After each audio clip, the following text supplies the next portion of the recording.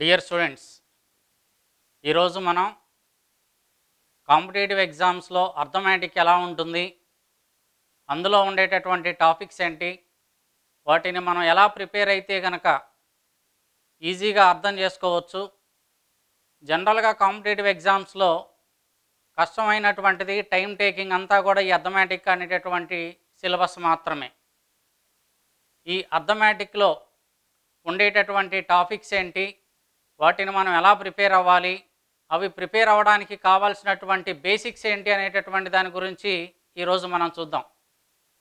ఈ అర్థమెటిక్ అనేటటువంటిది గ్రూప్స్లో ఉంటుంది, అలానే సివిల్స్లో ఉంటుంది, నెక్స్ట్ రైల్వేసు, ఎస్ఐసు, కానిస్టేబుల్సు, విఆర్ఓసు, ఫారెస్ట్ డిపార్ట్మెంటు, ఇలా స్టాఫ్ సెలక్షన్ కమిషను ప్రతి కాంపిటేటివ్ ఎగ్జామ్లోనూ ఉంటుంది. అయితే మనం ఈ వీడియోస్లో తెలుగు మీడియంకి సంబంధించినటువంటి వాటి గురించి డిస్కస్ చేస్తున్నాం. ఏపీ, తెలంగాణ రెండిట్లలోనూ తెలుగు మీడియంలో ఉండేటటువంటి ఎగ్జామ్స్ ఏవైతే ఉన్నాయో వాటికి సంబంధించినటువంటి అర్థమెటిక్ని డిస్కస్ చేస్తున్నాం. స్టేట్ గవర్నమెంట్ కండక్ట్ చేసేటటువంటి ఎగ్జామ్స్లో తెలుగు మీడియం, ఇంగ్లీష్ మీడియం రెండిట్లలోనూ ఉంటుంది. కొంతమంది స్టూడెంట్స్ తెలుగు మీడియంలోనే ప్రిపేర్ అయినటువంటి వాళ్ళు ఉంటారు కాబట్టి వాళ్ళ కోసం మనం ఈ తెలుగు మీడియం కాన్సెప్ట్ అనేటటువంటి దాన్ని తీసుకొని తెలుగు మీడియంలో అర్థమెటిక్ ప్రిపేర్ అవ్వడం ఎలా, అర్థమెటిక్ మేడ్ ఈజీ అనేటటువంటి దాని గురించి మనం డిస్కస్ చేస్తున్నాం. అలానే నెక్స్ట్ వీడియోస్లో ఓన్లీ ఇంగ్లీష్ మీడియం అంటే సివిల్స్కి సంబంధించి కానీ, స్టాఫ్ సెలక్షన్కి సంబంధించి, బ్యాంక్ ఎగ్జామ్స్కి సంబంధించి, ఇన్సూరెన్స్కి ఎగ్జామ్స్కి సంబంధించినటువంటి వాటన్నిటిని కూడా ఇంగ్లీష్ మీడియంలో డీల్ చేస్తాం. స్టేట్ గవర్నమెంట్ సంబంధించినటువంటివన్నీ తెలుగు మీడియంలో కూడా ఉంటాయి కాబట్టి తెలుగు మీడియంలో ప్రిపేర్ అయ్యేటటువంటి విద్యార్థుల కోసం ఈ తెలుగు మీడియం వీడియోస్ చేస్తున్నాం. ఇప్పుడు టాపిక్స్ ఏముంటాయి అనేటటువంటి దాని గురించి డిస్కస్ చేద్దాం. అర్థమెటిక్లో మనకి ఫస్ట్ సంఖ్యలు, సంఖ్యామానము, కసాగు, గసాబా ఇవి రెండూ కూడా ఒకేలాగుంటాయి. మనకి ఇంటర్లింక్డ్ సిలబస్ అన్నమాట టాపిక్స్. ఇవి రెండు ఒకసారి నేర్చేసుకుంటాం. ఆ తర్వాత నిష్పత్తి అనుపాతం గనక మనం బాగా నేర్చుకుంటే నిష్పత్తిలో ఎలా డివైడ్ చేస్తాము అనేటటువంటిది ఇక్కడ క్లియర్గా నేర్చుకుంటాం. కాబట్టి ఈ నిష్పత్తి అనుపాతంలో డివైడ్ చేయటం అనేటటువంటిదే మనకి భాగస్వామ్యంలో కూడా ఉపయోగపడుతుంది. సో ఈ చాప్టర్ కనుక మనం బాగా నేర్చుకుంటే భాగస్వామ్యము అనేటటువంటి చాప్టరు నెక్స్ట్ ఇంకా 1 అవర్లో ఈ చాప్టర్లో ఉండేటటువంటి మోడల్స్ అన్నీ కూడా మనం నేర్చుకునేటటువంటి అవకాశం ఉంది.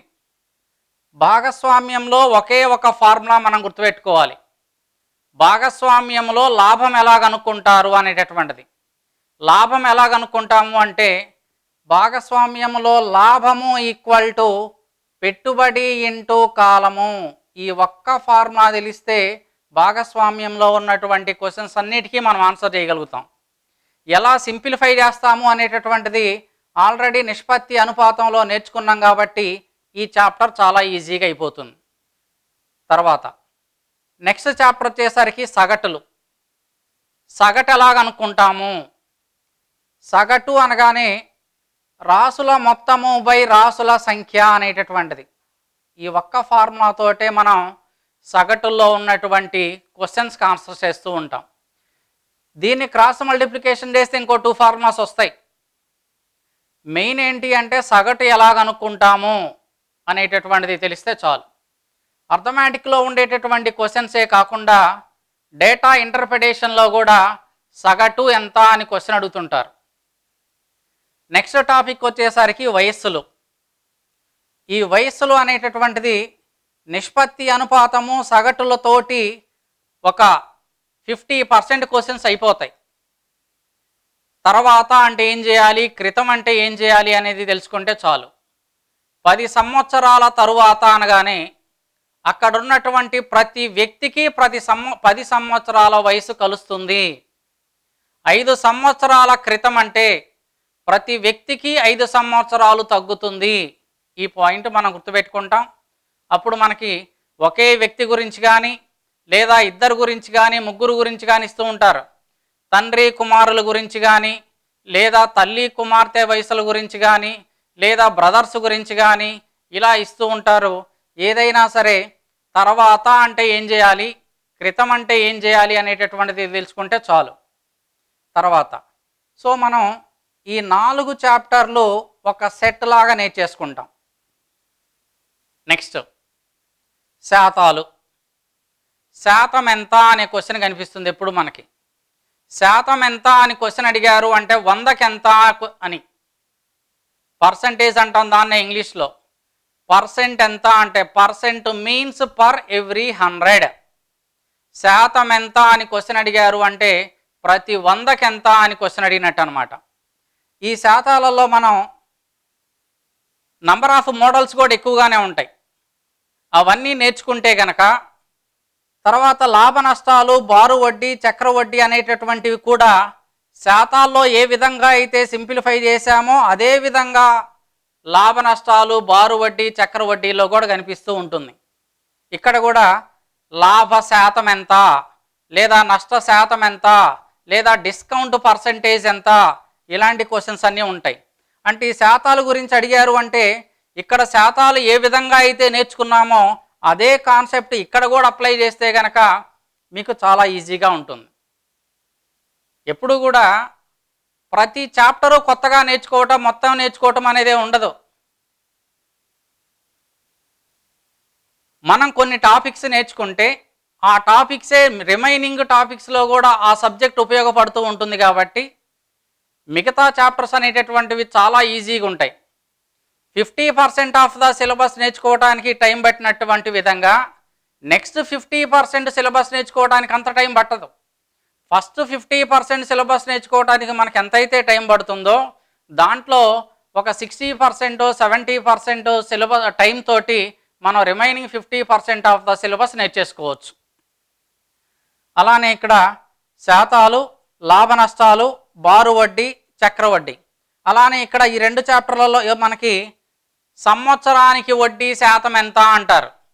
అంటే వడ్డీ శాతము అనగానే ఇక్కడ శాతాలు ఏ విధంగా అయితే నేర్చుకున్నామో ఇక్కడ కూడా అవే అప్లై చేస్తే చాలు. ఫర్ ఎగ్జాంపుల్ మనకి శాతం ఎంత అని క్వశ్చన్ అడిగారు అనుకుందాం. అంటే 100కి ఎంత అని క్వశ్చన్ అడిగారు అని. ఎప్పుడు కూడా శాతం కనుక్కునేటప్పుడు ఫర్ ఎగ్జాంపుల్ లాభ శాతం ఎంత అని క్వశ్చన్ అడిగారు. లాభ శాతం ఎలా కనుక్కుంటాము అంటే లాభము బై కొన్న వెల ఇంటూ 100 అనేటటువంటిది. లేదా మనకి పెరిగిన శాతం ఎంత అని కానీ, తగ్గిన శాతం ఎంత అని కానీ ఇలా అడిగినప్పుడు కూడా అంతే. ఫర్ ఎగ్జాంపుల్ శాతాలలో లాభ శాతం అనేది ఇలా తీసుకున్నాం. ఫర్ ఎగ్జాంపుల్ ఒక క్వశ్చన్, చిన్న ఎగ్జాంపుల్ చెప్తున్నాను. ఒక సెల్ ఫోన్ విలువ 600 రూపాయల నుండి 5400 రూపాయలకు వచ్చింది అయినా దాని విలువ ఎంత శాతము తగ్గింది అంటారు. 6000 రూపాయల నుంచి 5400కు వచ్చింది అంటే దాని విలువ ఎంతైతే తగ్గిందో దానికి శాతం కనుక్కోమన్నారు. తగ్గినటువంటి విలువ ఎంత అంటే 600, అసలు విలువ ఎంత అంటే 6000. కాబట్టి 600/6000 ఇంటూ 100 సింప్లిఫై చేస్తే కనుక ఎంత శాతము తగ్గింది అనేది వచ్చేస్తుంది. ఈ చాప్టర్లో మరి ముఖ్యంగా మనం నేర్చుకోవాల్సింది ఏంటి అంటే 12.5% అనగానే భిన్నం ఎంత, లేదా 16.2/3% అంటే భిన్నం ఎంత, అలానే 11.1/9% అంటే భిన్నం ఎంత, ఇలాంటివి కనుక మనం నేర్చుకుంటే చాప్టర్లో చాలా ఈజీగా ఆన్సర్స్ చేయడానికి అవకాశం ఉంటుంది. ఇక్కడ ఏవైతే నేర్చుకున్నామో ఈ 3 చాప్టర్స్లో కూడా ఇలాంటివి ఉపయోగపడతాయి. సో ఇవి మనం నేర్చుకునేటటువంటివన్నీ కూడా ఈ 4 చాప్టర్స్కి ఉపయోగపడతాయి. అలానే కొన్ని సందర్భాలలో కొన్నిసార్లు వైశాల్యము ఎంత శాతము పెరిగింది అని కానీ, ఘనపరిమాణము ఎంత శాతము పెరిగింది అని కానీ, లేదా చుట్టుకొలత ఎంత శాతము తగ్గింది అని కానీ, ఇలాంటివి కూడా మనకి వైశాల్యాలు, ఘనపరిమాణాలలో ఈ శాతాలను బేస్ చేసుకొని ఇస్తారు. ఈ శాతాలు అనేటటువంటిది ఎక్కువ చాప్టర్స్ని కవర్ చేస్తుంది కాబట్టి నిష్పత్తి అనుపాతంలో కూడా శాతాలకు సంబంధించినటువంటి కాన్సెప్ట్ కొంత వస్తూ ఉంటుంది. అలానే సంఖ్యలు, సంఖ్యామానంలో కూడా కొంతగా శాతాలకు సంబంధించినటువంటి క్వశ్చన్లు వచ్చేటటువంటి అవకాశం ఉంది. సో ఈ శాతాలు అనేటటువంటి కాన్సెప్ట్ టాపిక్ కనుక మనం నేర్చుకుంటే అర్థమెటిక్లో ఉన్నటువంటి ఎక్కువ టాపిక్స్కి మనకి ఆ సబ్జెక్టు కవర్ అవుతుంది కాబట్టి దాన్ని హార్ట్ ఆఫ్ ద అర్థమెటిక్ అని కూడా అంటుంటారు ఆ టాపిక్ని. సో ఈ టాపిక్ కనుక మీరు బాగా నేర్చుకుంటే ఎక్కువ చాప్టర్స్ కవర్ అయ్యేటటువంటి అవకాశాలు ఉన్నాయి. అలానే నెక్స్ట్ లాభ నష్టాలు. ఈ లాభ నష్టాలలో వస్తువుని ఎంతకి కొన్నాం, ఎంతకి అమ్మాం, లాభమా లేదా నష్టమా, లాభం వస్తే లాభ శాతం, నష్టం వస్తే నష్ట శాతం కనుక్కుంటాం. అలానే ఈ కాన్సెప్ట్లో ఎక్కువగా అడిగేటటువంటి క్వశ్చన్లు ఎలా ఉంటాయంటే, ఒక వస్తువును 720 రూపాయలకు అమ్మితే 20% లాభం వచ్చింది, అయినా ఆ వస్తువు యొక్క కొన్న వెల ఎంత అంటారు. ఇలాంటివన్నీ కూడా మనం పర్సంటేజెస్లో ఏ విధంగానైతే చేశామో లాభ నష్టాల్లో కూడా అలానే చేయొచ్చు. తర్వాత బారు వడ్డీ. ఇక్కడ బారు వడ్డీ అంటే ఏంటి, చక్ర వడ్డీ అంటే ఏంటి? మనం ఏదైనా కొంత అవసరాలప్పుడు కొంత మనీ మనం అప్పు చేస్తాం. ఆ అప్పు చేసేటటువంటిది వడ్డీలో తీసుకుంటాం కాబట్టి, వడ్డీకి తీసుకుంటాం కాబట్టి వడ్డీ ఎలా క్యాలిక్యులేట్ చేస్తారు అనేటటువంటిది అనమాట.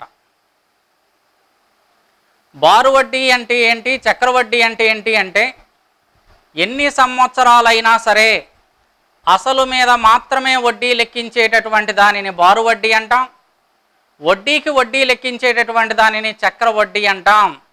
అది ఈ రెండింటి యొక్క డిఫరెన్స్. బారు వడ్డీ యొక్క సూత్రం అనేటటువంటిది మీ అందరికీ బాగా వెల్ నోటెడ్. బారు వడ్డీ ఈక్వల్ టు PTR/100. P అంటే ప్రిన్సిపల్, T అంటే టైం పీరియడ్, R అంటే rate of interest divided by 100. So ఈ చాప్టర్లో మనం ఒకే ఒక ఫార్ములా PTR/100 అనేటటువంటిది ఒక్కటే గుర్తుపెట్టుకుంటే చాలు. ప్రిన్సిపల్ కనుక్కోమన్నా, టైం పీరియడ్ కనుక్కోమన్నా, రేట్ ఆఫ్ ఇంట్రెస్ట్ కనుక్కోమన్నా, బారు వడ్డీ కనుక్కోమన్నా, ఏదైనా సరే మనం ఇదే ఫార్ములా యూజ్ చేస్తాం. అయితే చక్ర వడ్డీలోనైతే కనుక మనకి అమౌంట్ కనుక్కోవటానికి ఫార్ములా బాగా నోటెడ్. అమౌంట్ ఎలా కనుక్కుంటాం అంటే, amount A equal to P of 1 + R/100 n అనేటటువంటిది. P అంటే ప్రిన్సిపల్, T అంటే టైం పీరియడ్, R అంటే రేట్ ఆఫ్ ఇంట్రెస్ట్, N అంటే నంబర్ ఆఫ్ ఇయర్స్, అలానే A అంటే కనుక మొత్తము, అమౌంట్ అంటాం. మొత్తంలో ఏమేమి ఉంటుంది అంటే అసలు ప్లస్ వడ్డీ రెండింటిని కలిపి మొత్తము అంటాం. అది ఈ చాప్టర్స్ గురించి. నెక్స్ట్ వచ్చేసరికి గొలుసు సూత్రాలు. ప్రతి చాప్టర్లో, ప్రతి కాంపిటేటివ్ ఎగ్జామ్లోనూ దీని మీద ఒక క్వశ్చన్ ఇస్తారు. 20 మంది ఒక పనిని 25 రోజులలో పూర్తి చేయగలరు, అయినా 18 మంది అదే పనిని ఎన్ని రోజులలో చేస్తారు అని అడుగుతారు. అంటే అక్కడ మనకి గొలుసు సూత్రాల్లో మనుషుల గురించి కానీ, రోజుల గురించి కానీ, అలానే వాళ్ళు ప్రతిరోజు ఎన్ని గంటలు పనిచేస్తున్నారు అని, అలానే ఎంత పనిచేస్తున్నారు అనేటటువంటివి, ఈ 4 వేరియబుల్స్తో పాటు అప్పుడప్పుడు వాళ్ళు ఎంత సంపాదిస్తున్నారు అనేటటువంటి దాని గురించి వస్తుంది. ఈ 5 వేరియబుల్స్ మాత్రమే మనకు కనిపిస్తూ ఉంటాయి. మనుషుల్ని ఎంతో రిప్రజెంట్ చేస్తాం, డేస్ రోజుల్ని డీతో రిప్రజెంట్ చేస్తాం, అలానే గంటలు అవర్స్ హెచ్తో రిప్రజెంట్ చేస్తాం, వర్క్ అనేటటువంటిది డబ్ల్యూతో రిప్రజెంట్ చేస్తాం. ఫస్ట్ ఈ 4 యొక్క రిలేషన్ తీసుకుంటే మనకి M1D1H1/W1 ఈక్వల్ టు M2D2H2/W2 అనేటటువంటిది.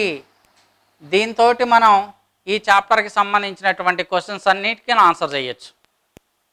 అవి డైరెక్ట్ వేరియేషన్కి సంబంధించినటువంటివా, ఇన్వర్స్ వేరియేషన్కి సంబంధించినటువంటివా అనేది తెలుసుకుంటే చాలు. అప్పుడు డైరెక్ట్ వేరియేషన్ అయితే న్యూమరేటర్లో తీసుకోవాలా, డినామినేటర్లో తీసుకోవాలా, అలానే ఇన్వర్స్ వేరియేషన్ అయితే న్యూమరేటర్లో తీసుకోవాలా, డినామినేటర్లో తీసుకోవాలా అనేటటువంటివి మనం ఈ టాపిక్ డిస్కస్ చేసేటప్పుడు దాని గురించి డిస్కస్ చేద్దాం. నెక్స్ట్ వచ్చేసరికి కాలము పని. ఈ కాలము పని కాంపిటేటివ్ ఎగ్జామ్స్లో ఎక్కువగా కాలము పని, కాలము దూరము ఈ క్వశ్చన్స్ కనిపిస్తూ ఉంటాయి. ఒక వ్యక్తి ఒక పనిని 15 రోజుల్లో పూర్తి చేయగలడు, ఇంకొక వ్యక్తి అదే పనిని 20 రోజుల్లో పూర్తి చేయగలడు, అయినా ఇద్దరూ కలిసి ఆ పనిని ఎన్ని రోజులలో పూర్తి చేస్తారు అంటారు. లేదా ఇద్దరూ కలిసి ఏబీలు ఇద్దరూ కలిసి ఒక పనిని 12 రోజులలో పూర్తి చేయగలరు, ఏ ఒక్కడే 18 రోజులలో పూర్తి చేయగలడు, అయినా బి ఒక్కడు అదే పనిని ఎన్ని రోజులలో పూర్తి చేయగలడు అని అడుగుతారు. అలానే ఇంకొంచెం డెప్త్కి వెళ్తే కనుక ఈ చాప్టర్లో క్వశ్చన్ అనేటటువంటిది ఎక్కువగా కాంపిటేటివ్ ఎగ్జామ్స్లో ఇప్పుడు మనం చెప్పుకోబోయేటటువంటి మోడల్లో క్వశ్చన్ అడుగుతుంటారు. ఏ ఒక పనిని 15 రోజుల్లో, బి అదే పనిని 20 రోజుల్లో పూర్తి చేయగలరు. ఇద్దరూ కలిసి పని ప్రారంభించి 3 రోజులు చేసిన తరువాత ఏ వెళ్ళిపోయాడు, మిగిలిన పనిని బి ఎన్ని రోజులలో పూర్తి చేయగలడు అని అడుగుతారు. ఈ క్వశ్చన్ అనేటటువంటిది ఎక్కువ సార్లు కాంపిటేటివ్ ఎగ్జామ్స్లో అడిగినటువంటి మోడల్. ఎన్ని మోడల్స్ ఉన్నా సరే మనం కాన్సెప్ట్ గనక ఒక 15 to 20 మినిట్స్ బాగా నేర్చుకుంటే ఆ మోడల్లో ఉన్నటువంటి ఏ క్వశ్చన్కైనా మనం ఆన్సర్ చేయగలుగుతాం. తర్వాత కాలము పని అనేటటువంటిది బాగా వచ్చింది అంటే అదే విధంగా పంపులు తొట్టెలకు ఉన్నటువంటి కాన్సెప్ట్, అదే కాన్సెప్ట్ తోటి పంపులు తొట్టెలు కూడా క్వశ్చన్స్కి ఆన్సర్ చేస్తాం. సో ఈ చాప్టర్ కనుక మనం నేర్చుకుంటే ఈ చాప్టర్లో ఉన్నటువంటి ప్రతి క్వశ్చన్ ఈజీగా ఆన్సర్ చేయగలుగుతాం, 1+1 ఆఫర్ లాగా. తర్వాత కాలము దూరము, కాలం ఎలాగనుకుంటాం, దూరం ఎలాగనుకుంటాం, వేగం ఎలాగనుకుంటాం, వాటికి మధ్య ఉండేటటువంటి రిలేషన్ ఏంటి, అలానే అవి ఏ ప్రపోర్షనల్లో ఉంటాయి అనేటటువంటిది కనుక తెలిస్తే చాలా ఈజీగా ఆన్సర్ చేయొచ్చు. ఆ కాలము దూరము వేగంతో పాటు ఎక్కువ ఇంపార్టెంట్ అయినటువంటిది సగటు వేగము అనేటటువంటిది. కాంపిటేటివ్ ఎగ్జామ్స్లో నంబర్ ఆఫ్ టైమ్స్ సగటు వేగం ఎంత అనేటటువంటి క్వశ్చన్ అడిగారు ఈ చాప్టర్ నుంచి. అలానే నెక్స్ట్ వచ్చేసరికి రైళ్ళు అనేటటువంటిది. ఈ రైళ్ళు అనేటటువంటిది కాలము దూరంలో ఇక్కడ మనం యావరేజ్ స్పీడ్ గురించి డిస్కస్ చేస్తాం.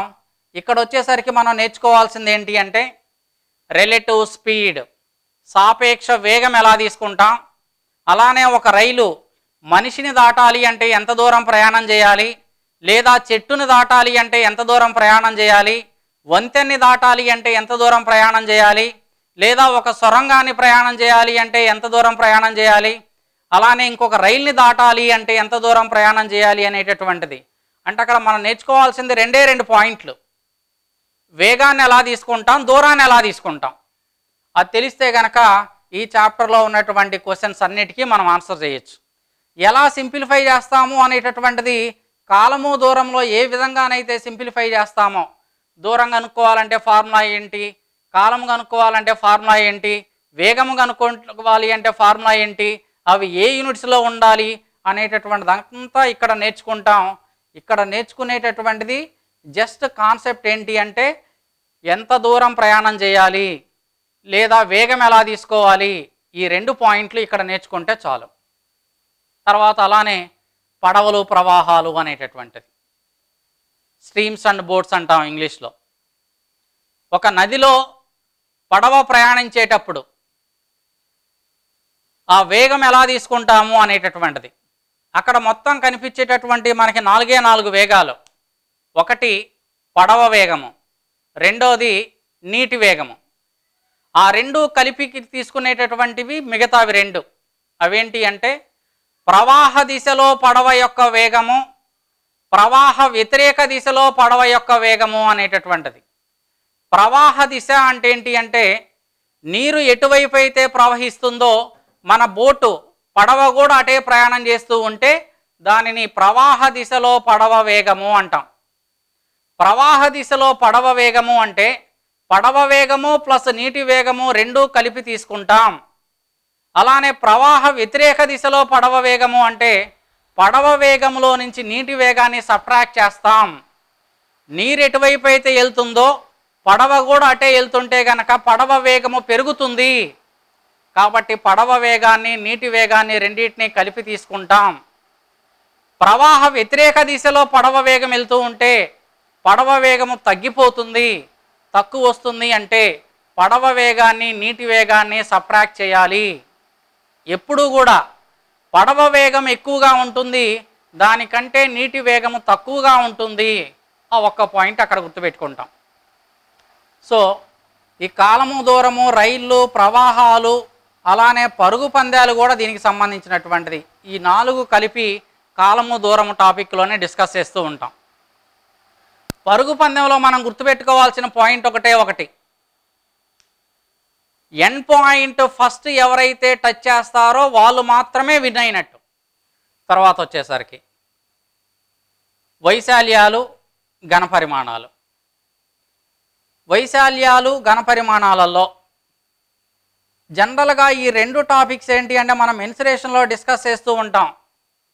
అర్థమెటిక్లో ఉన్నటువంటి టాపిక్స్ అన్నిట్ల కంటే కూడా ఈ 2 టాపిక్లు కష్టంగా ఉంటాయి అనేటటువంటిది ప్రతి స్టూడెంట్ యొక్క ఫీలింగ్. ఎందుకు కష్టంగా ఉంటాయి అంటే నంబర్ ఆఫ్ ఫార్ములాస్ ఉంటాయి కాబట్టి. ఆ ఫార్ములాస్ గుర్తుపెట్టుకోవడం కష్టం, అందుకని ఈ 2 టాపిక్లు కష్టంగా ఫీల్ అవుతుంటారు. కానీ నేర్చుకునేటటువంటి విధానంలో గనక నేర్చుకుంటే ఏ ఫార్ములాని బట్టి పట్టాల్సినటువంటి అవసరం లేకుండా సింపుల్గా కాన్సెప్ట్ నేర్చుకోండి. వైశాల్యాలలో మనకి 2 ఫార్ములాస్ వస్తాయి. ఒకటి వైశాల్యం ఎంత, రెండోది చుట్టుకొలత ఎంత. చుట్టుకొలతకి మీరు అసలు ఫార్ములా బట్టి పట్టాల్సినటువంటి పని లేదు. చుట్టుకొలత అంటే భుజాల పొడవుల మొత్తం, ఎన్ని భుజాలైతే ఉన్నాయో ఆ భుజాల పొడవుల మొత్తం తీసుకునేటటువంటి దానినే చుట్టుకొలత అంటాం. ఉదాహరణకి ఈ వైట్ బోర్డు చుట్టూ కూడా అల్యూమినియం బీడింగ్ ఉంది. ఎంత లెంత్ ఉన్నటువంటి అల్యూమినియం బీడింగ్ ఈ బోర్డుని కవర్ చేసిందో దానినే ఈ బోర్డు యొక్క చుట్టుకొలత అంటాం. దీనిని పొడవు అంటాం, దీన్నే వెడల్పు అంటాం. కాబట్టి ఈ 4 భుజాల పొడవుల మొత్తం తీసుకునేటటువంటి దాన్నే దీని చుట్టుకొలత అంటాం. త్రిభుజం అయితే గనక 3 భుజాలే ఉంటాయి కాబట్టి 3 భుజాల పొడవుల మొత్తం అంటాం. అలానే మనకి వృత్తం అనేటటువంటిది వస్తుంది. ఈ వృత్తంలో ఏంటి అంటే ఇక్కడ చుట్టుకొలత అంటానికి బదులుగా వృత్త పరిధి అనేటటువంటి దాన్ని ఉపయోగిస్తాం. పరిధి అన్న చుట్టుకొలత అన్న ఇవన్నీ ఒకటే, భుజాల పొడవుల మొత్తం. కర్వ్డ్ షేప్లో ఉంటేనేమో పరిధి అనేటటువంటి వర్డ్ ఉపయోగిస్తాం.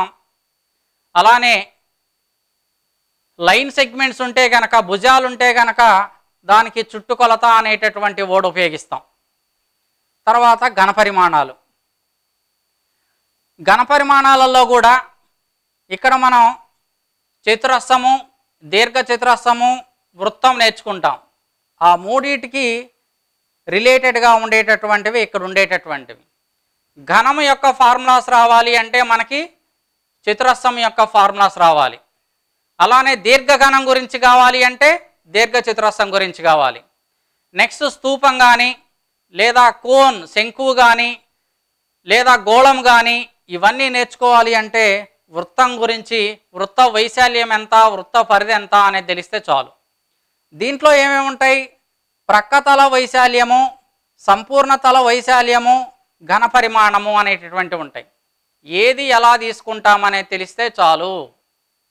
ఉదాహరణకి ఘనపరిమాణం అనుకుందాం.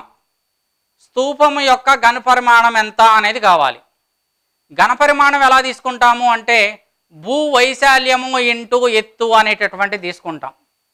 స్తూపం అంటే సిలిండర్, సిలిండర్ యొక్క భూమి అనేటటువంటిది వృత్తాకారంలో ఉంటుంది. అలానే దీని ఎత్తు అంటే వృత్త వైశాల్యము ఇంటూ ఎత్తేస్తే చాలు.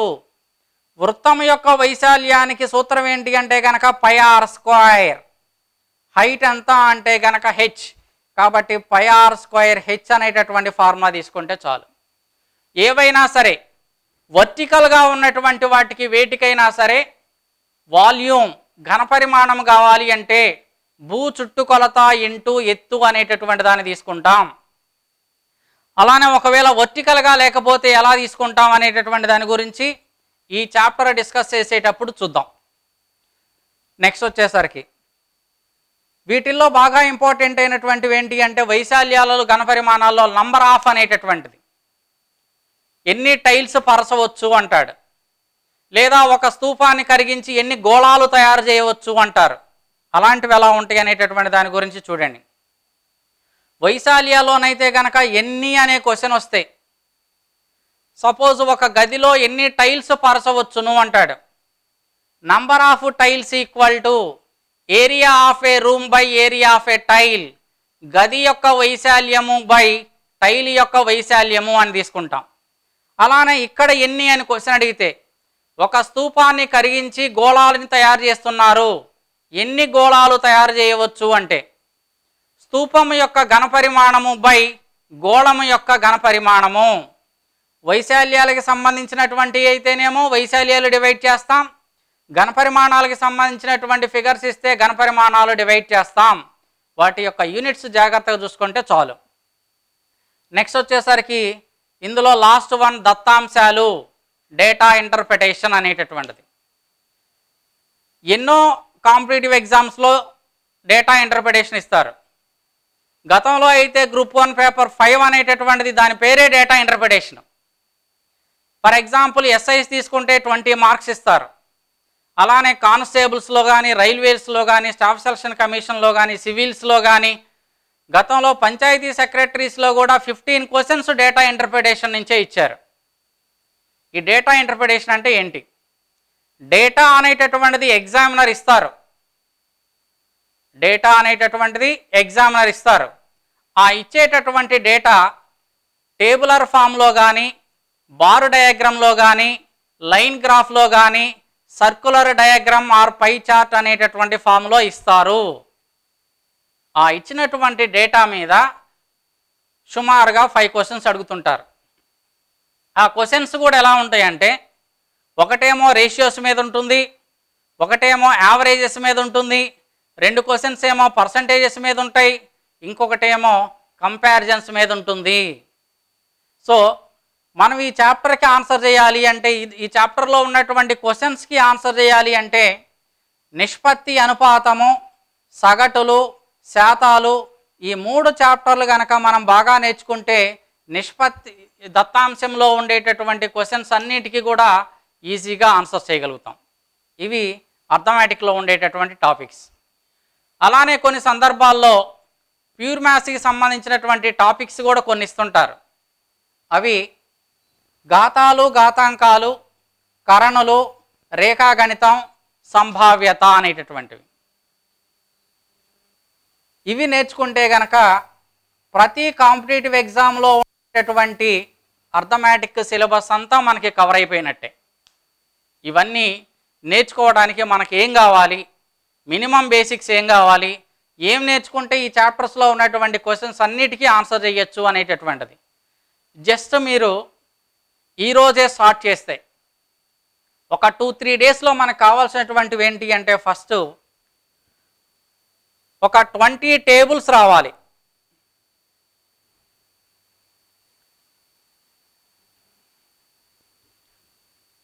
మనకి మినిమం రావాల్సినటువంటి, మనకి మినిమం కావాల్సినటువంటి నాలెడ్జ్ ఏంటి అంటే ఒక 20 టేబుల్స్ రావాలి.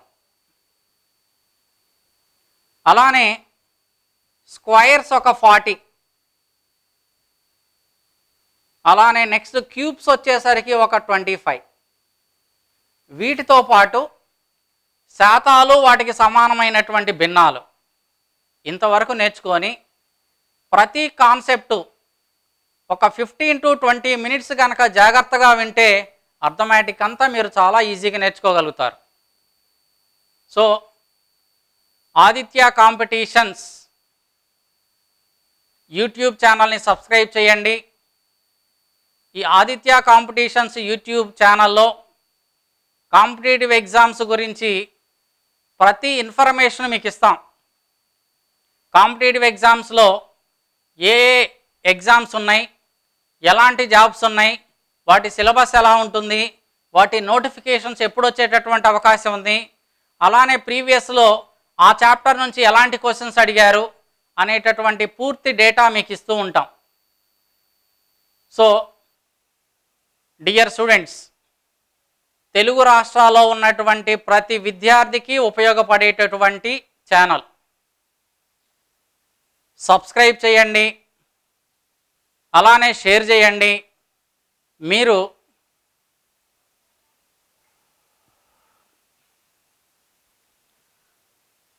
ఆదిత్య కాంపిటీషన్స్ ఛానల్ని సబ్స్క్రైబ్ చేయండి, షేర్ చేయండి. ఎక్కువ మందికి ఉపయోగపడేటటువంటి విధంగా ఉంటుంది. సో కాంపిటేటివ్ ఎగ్జామ్స్ రాసేటటువంటి ప్రతి స్టూడెంట్కి ఉపయోగపడేటటువంటి ఇన్ఫర్మేషన్ అంతా ఈ ఛానల్లో ఇస్తాం. ఈ ఛానల్ని మీరు లైక్ చేయండి, సబ్స్క్రైబ్ చేయండి, ఎక్కువ మందికి షేర్ చేయండి. అందరికీ ఉపయోగపడుతుంది. All the best.